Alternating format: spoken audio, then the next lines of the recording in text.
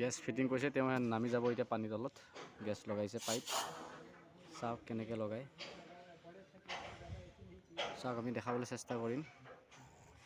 চাওক,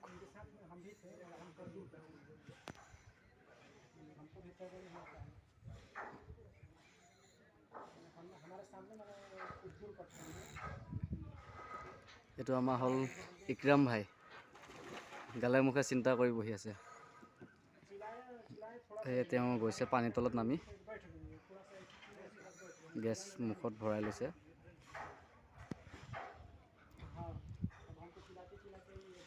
চাওক, গ'ল তলত সোমাই।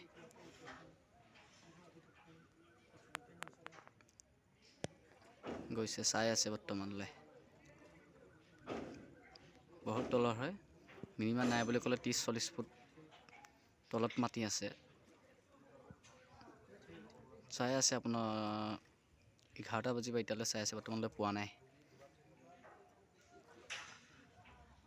চাওকচোন বাৰু।